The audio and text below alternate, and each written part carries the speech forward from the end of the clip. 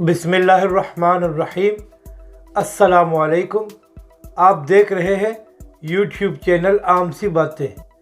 आज फिर तहरीक लब्बैक के अमीर अल्लामा साद हुसैन रिज़वी के केस की बड़ी अहम समाअत है, मगर उससे पहले तहरीक लब्बैक ने एक बड़ा काम शुरू किया है।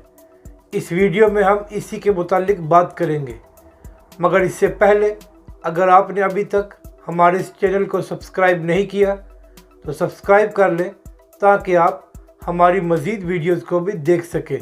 तहरीक लब्बैक के अमीर अल्लामा साद हुसैन रिज़वी पिछले 5 महीनों से गैर कानूनी तौर पर नज़रबंद हैं और आज उनके केस की समाअत है।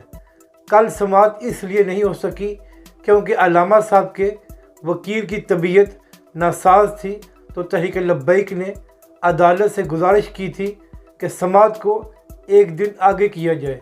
तो इस वजह से आज दिन 2 बजे अल्लामा साद हुसैन रिज़वी के केस की समाअत है।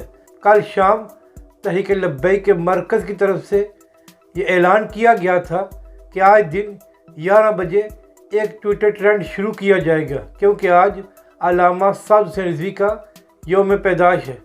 तो अब तक सिर्फ 1 घंटे में 28,000 से ज़ायद ट्वीट्स हो चुके हैं अल्लामा साद हुसैन रिज़वी के हक़ में।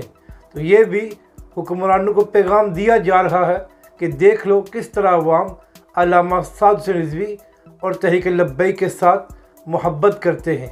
और आज की समाअत बड़ी अहमियत की हामिल है।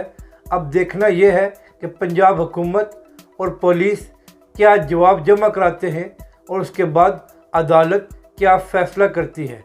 लेकिन तमाम कानूनी माहिरीन यही कह रहे हैं कि अल्लामा साद हुसैन रिज़वी का केस बहुत मजबूत है।